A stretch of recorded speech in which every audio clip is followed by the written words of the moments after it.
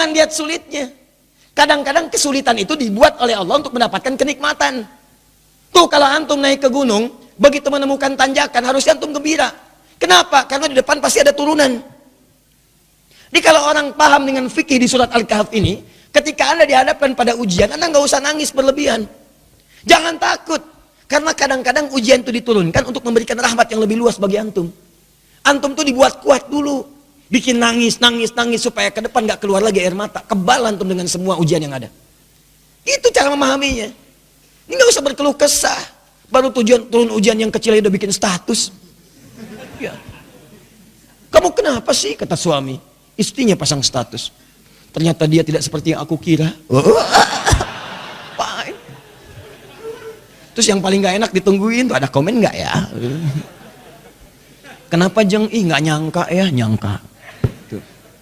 Jadi, buat status tidak menyelesaikan masalah. Ya, tidak menyelesaikan masalah tapi nambah persoalan. Jelas ya? Maka bagian pertama, kalau antum diuji dengan persoalan, boleh jadi jangan persoalannya yang dilihat, itu cara Allah untuk memberikan rahmat kepada antum. Sebab kalau nggak diberikan persoalan itu, rahmat nggak akan turun. Pemuda itu kalau nggak dapat tadi itu, kejar-kejaran sampai ke gua, mana mungkin turun rahmat Allah 309 tahun. Ikuti itu. Ya, saya tidak ingin mencontohkan pribadi, karena mungkin disangka nanti sesuatu yang tidak baik. Tapi banyak orang mempraktekkan demikian, dan itu berhasil.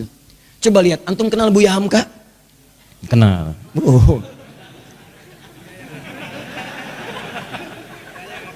Alhamdulillah. Ya, yang penting antum kenal lah, walaupun beliau nggak kenal antum.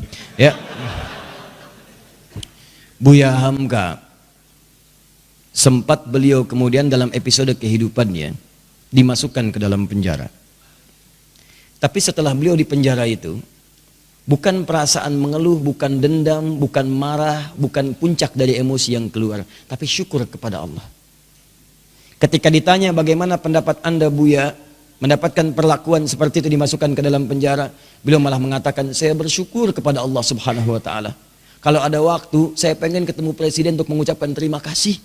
Telah memasukkan saya pernah ke penjara dalam episode hidup saya, kalau bahasa kita sekarang. Kenapa? Karena ternyata di penjara itu saya bisa menyelesaikan tafsir Al-Azhar. Kalau saya nggak masuk ke sini, nggak jadi ini tafsir. Jadi cara melihatnya itu rahmat Allah, persis seperti ini nih, yang kita baca tiap Jumat itu. Di cara orang kalau kebiasaan baca Al-Kahf, spiritnya ada dalam jiwa, dia nggak akan gugur karena ujian-ujian. Walaupun sifatnya sakit, yang dia baca rahmatnya. Jadi kalau Anda terbiasa membaca Al-Kahf, paham maknanya, itu Anda akan senang melihat musibah, senang melihat ujian. Yang dilihat rahmatnya, bukan ujiannya. Masuk penjara malah senang. Tuh. Nabi Yusuf, begitu masuk penjara, nggak enak kelihatannya masuk, cuman ternyata malah minta beliau. Ya Allah, daripada banyak godaan, ya para sosialita yang menggoda saya sekarang, ya cantik-cantik luar biasa, dan itu udah banyak. Sosialita itu bukan cuma sekarang, zaman Nabi Yusuf udah ada. Senangnya kumpul-kumpul bicara yang nggak jelas. Ya ada yang jelas ada, tapi ini contoh yang tidak jelas. Kumpul-kumpul di rumah salah satu pejabat, Imra'atul Aziz, istri Perdana Menteri, hanya untuk membincangkan, mana sih si pemuda ganteng itu? Mana sih si ganteng itu? Katanya ganteng-ganteng Nabi ya? Iya, zaman sekarang ganteng-ganteng serigala. Ya. Ya. Begitu kemudian ditampilkan oleh Imra'atul Aziz, Yusuf keluar. Begitu keluar, disebutkan di Quran surah 12 ayat 29. Wa qulna hasya lillahi ma hadza basyara in hadza illa malakun karim. Ya, ini sih bukan manusia, ini malaikat yang menyamar dalam rupa manusia. Lewat, tak sadar ketika lewat, jarinya kemudian tergores dengan pisau itu. Saking tak sadarnya melihat gantengnya Yusuf lewat. Begini. Tuh. Nabi Yusuf ganteng, Nabi tidak sombong. Begitu melihat ujian itu, ya Allah, lebih baik saya masuk penjara aja deh. Orang sekarang Nabi bukan, Rasul bukan, ngaku ganteng, orang lewat, ibu-ibu gak kepleset lihat antum itu kan, GR-nya luar biasa, semua ditampilin. Baik, kata Nabi Yusuf, ya Allah, akan lebih baik kalau saya masuk penjara aja. Ternyata pilihan masuk penjara itu Nabi Yusuf membaca rahmat Allah, bukan melihat sulitnya.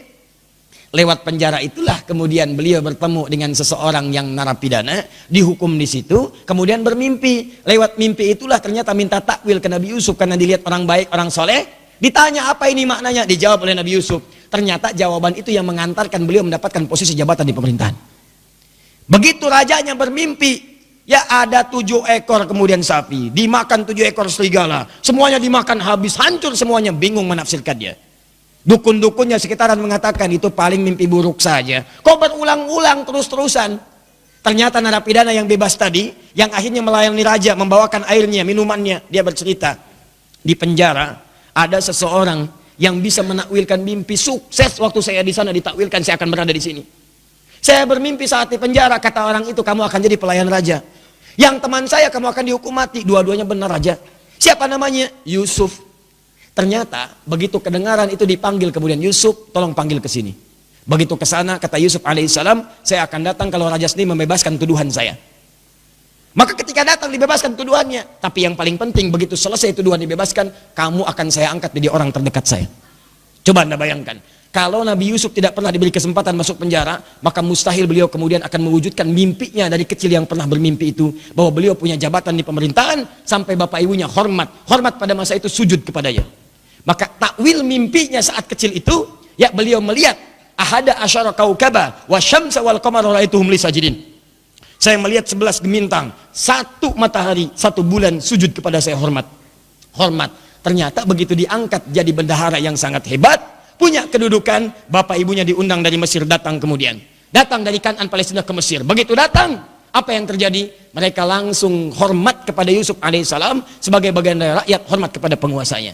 Coba, kalau nggak pernah masuk penjara, nggak mungkin terjadi begitu. Tuh antum tuh jangan lihat senangnya aja, kalau nggak ada sulit, yang nggak akan datang kesenangan. Rahmat, itu rahmat. Jadi pertama, cara bacanya, syukuri setiap nikmat Allah, kalau bertambah syukuri, kalau ada ujian bersabar, doanya ini. Jelas? 1 tetesan rahmat Allah paling minimal 309 tahun. Jika diberikan lebih, maka berapa yang antum nantikan? Bisa melewati alam-alam selanjutnya. Nanti saya berikan rahasia ya. Ada yang kalau antum amalkan, itu 3 alam dijamin. Dunia diberikan, alam kubur dilimpahkan, di akhirat antum saking gembiranya sampai lompat-lompat. Tuh, betul sekali. Betul. Ya itu. Ya. Paham? Apa itu? Nanti belakangan. Sekarang bagian terakhir. Ini sudah menyakiti fisik nih. Udah main fisik. Yang tadi masih ancaman, dikejar-kejar, masih bisa ngindar. Kalau yang ini, fisiknya udah dipegang. Diancam. Bahkan luar biasa. Udah mengalami kontak fisik. Kejadian ini, kontak fisiknya dilemparkan ke laut. Dimakan ikan paus. Psh, masuk tuh.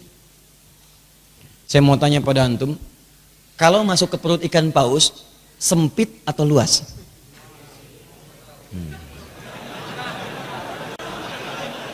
Ntar, saya tuh penasaran dengan antum nih. Antum tuh siapa sebetulnya?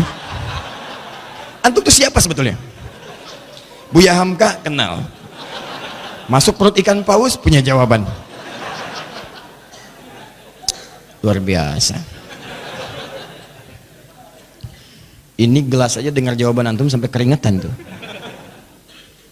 Masuk perut ikan paus, nggak akan pernah ada yang jawab luas. Yang terbayang pasti sempit, walaupun Anda belum pernah masuk ke dalamnya. Masuk ke perut ikan paus, terang atau gelap? Tuh, gelap. Sudah pernah masuk, Bu? Belum, Ustadz. Tapi kita bisa bayangkan. Karena nggak ada cahaya di sana. PLN pun nggak bisa masuk. Nggak, saya kebayang. Kalau ada inovasi PLN, petugas PLN berdasarkan kisah Nabi Yunus ingin memasukkan listrik ke dalam perut ikan paus. Bagaimana cara masangnya? Nggak ada listrik. Cahaya tidak ada, berarti gelap. Awas, dalam bahasa Arab, gelap itu sesuatu yang zulmah. Zulama yazlimu zulman, gelap. Minal zulumati ilan. No. Sempit. Padat. Teman-teman, ada yang kemudian dianiaya. Itu Nabi lagi. Nabi Dzannun, Nabi Yunus alaihissalam. Diusir oleh umatnya, masuk ke perkampungan, naik ke atas kapal, di situ bahkan diundi, ternyata beliau harus dilemparkan. Ini kapal keberatan nih. Zalim, ambil aja orang itu, undi, dia orangnya, lemparkan. Begitu dilempar ke dalam perut ikan paus, ya, dilempar ke lautan, ditangkap ikan paus. Oh, hebat ikan paus, dan nungguin. Tangkap, masuk. Apa yang terjadi? Gelap, sempit, sesak, capek luar biasa. Tapi yang ingin saya sampaikan adalah, perhatikan baik-baik. Wadhannuni, Quran surah ke-21 ayat 87 sampai 88. Saya tuliskan. Wadhannuni idh dhahaba mughadiba fadhanna an lan naqdir alayhi fanada fi dhulumati, gelap. Ya alla ilaha illa anta subhanaka inni kuntu minadh zalimin. Sebelum kisah ini dimulai, saya akan ajak Anda ke ayat sebelumnya, yaitu 84, 85, 86-nya. Khususnya 85 dan 86. Ketika di 85 Allah menyebutkan wa Ismaila, kemudian ada Idris, ada Dzulkifli, disebutkan mereka termasuk kalangan orang-orang yang baik. Di ayat ke-86-nya wa adkhalnahum fi rahmatina. Mereka itu Ismail alaihissalam, Idris alaihissalam, Dzulkifli alaihissalam. Kata Allah, golongan-golongan yang kami berikan rahmat kami kepada mereka. Rahmat diberikan. Dan menariknya ketika menyelesaikan ayat 86 ini, masuk ke 87 pakai wawu, wadhannuni, wawunya wawu ataf. Saya ajarin ilmu nahwu sebentar ya. Di ilmu nahwu itu begini. Kalau ada kalimat, kemudian pakai wawu, maka hukum kalimat setelah wawu ini diikutkan pada sebelumnya. Ya, misal saya contohkan begini. Zahaba Kevin wa Stephen wa Edward ilal masjid. Ya, kita ganti namanya sedikit supaya agak sedikit milenial. Kevin, Stephen dan Edward pergi ke masjid. Ya, mereka berangkat ke masjid Muslim. Ya, masuk Islam, kemudian sholat, berangkat ke masjid. Kevin, Stephen, Edward. Ada satu orang lagi yang belum disebutkan. Belakangan disebutkan wa Asep misalnya. Kenapa ketawa? Ya, sekarang kan nama-nama tertentu membuat bahkan pendekatannya agak beda. Ya, dalam bahasa Arab itu tukhalif tu'raf. Kalau kalian pengen dikenal atau pengen dapat sesuatu, ada cara yang kedua selain berbuat kreasi yang bagus, yaitu sedikit nyeleneh. Maka mulai kemudian nama dibeda-bedakan. Ya, Asep Golok, Edi Samurai gitu kan, Atta Halilintar ya dan sebagainya, itu macam-macam lah. Ya. Nah, misal Dhahaba Kevin wa Stephen wa Edward wa Asep. Ya. Nah, ini ilal masjid disebutkan ke sini ilal masjid wa Asep. Maka Asep di sini itu sama-sama pergi ke masjid bersama tiga orang ini. Diikutkan hukumnya. Di ayat 86 wa Ismaila, kemudian ada Idris, ada Dzulkifli. Di ayat 86-nya, 85 disebutkan orang-orangnya, 86-nya wa adkhalnahum fi rahmatina. Orang-orang yang kami sebutkan tadi kami berikan rahmat Allah. Kami masukkan mereka dalam rahmat kami. Rahmatina, tiba-tiba ayat 87-nya wa dhannuni pakai wawu. Wa, dan di antara mereka juga ada yang lain selain yang mereka dapatkan ini. Selain Ismail, selain Idris, selain Dzulkifli alaihimussalam, yang mendapat rahmat kami, ada nabi berikutnya yang ingin kami kisahkan. Siapa itu? Dhannun. Dhannun juga mendapatkan rahmat kami. Begitu cara memahaminya. Di ayat 87 ini jangan pisahkan di ayat 86. Ada orang-orang yang pernah mendapatkan rahmat kami, ini orang-orangnya. Selain mereka ada lagi. Siapa itu? Wa dhannuni. Demikian juga dengan Dhannun, Nabi Yunus alaihissalam. Beliau pun pernah mendapatkan rahmat Allah. Kapan rahmat itu diberikan? Dalam situasi yang sangat sulit. Idzahaba mughadiba, ketika beliau kemudian merasa tidak senang dengan perlakuan kaumnya, dizolimi, dilemparkan ke perut ikan paus, sulit luar biasa. Saya tanya pada antum, nih ya, tolong jawab dengan penuh kejujuran. Dengan jujur antum jawab. Maaf sekali, kalau antum berada di perut ikan paus, kira-kira masih ada peluang nggak oleh manusia untuk diselamatkan? Tuh. Nangis tuh kan, karena tahu nggak mungkin. Tadi kan begitu saya sebutkan rahmat, ya. Tuh. Begitu kita tanyakan ada peluang nggak? Bayi aja tahu. Tuh. Ya. Jadi sulit mendapatkan peluangnya. Orang masuk perut ikan paus, ditelan. Siapa yang mau nolong? Manusia mengatakan mustahil, nggak usah ditolong lah, nggak ada harapan. Yang ada malah kita ikutan ke dalamnya. Paham? Tuh. Kalau gerah, kipasi. Kalau perlu air, berikan. Kalau ada permen, sampaikan. Maka teman-teman sekalian, nah, berdoalah kemudian Nabi Yunus kepada Allah. Apa doanya? Nih, perhatikan kalimatnya. Wa nada fi dzulumat. Maka dalam suasana gelap, capek, resah itu beliau berdoa kepada Allah. Allah ilaha illa anta. Tolong minta air. Ya. Oh, ini aja nih. Nah, atau aqua, ada aqua? Baik. Tolong diberikan ke belakang, barangkali haus. Ya. Kalau bukan anaknya, ibunya yang minum. Ya. Ya, saya nggak minum nggak apa-apa, ada apa aku mati ya. Yang penting antum nyaman insya Allah. Baik. Antum ikhwan ada lagi yang mau nangis? Wa nada fi dzulumat, maka beliau bermohon kepada Allah dalam suasana gelap sulit itu.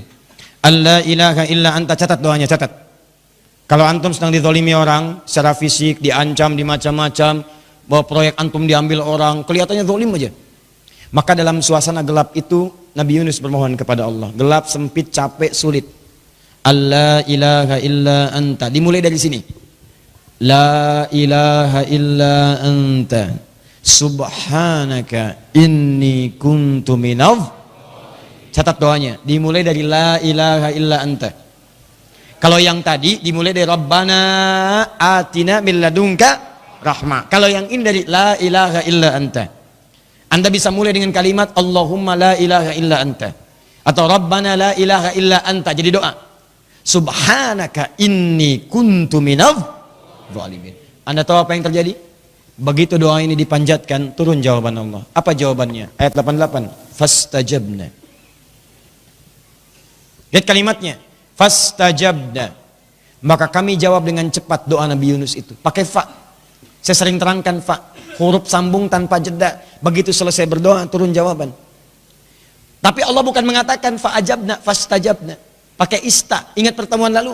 Kalau ada ista berarti ada tuntutan. Amalkan dulu ininya, baru kami berikan jawabannya. Seakan-akan ingin dikatakan begini, amalkan dulu doanya, resapi doanya, kami kabulkan, baru dikabulkan. Kalau nggak diamalkan seperti itu, nggak akan datang jawaban.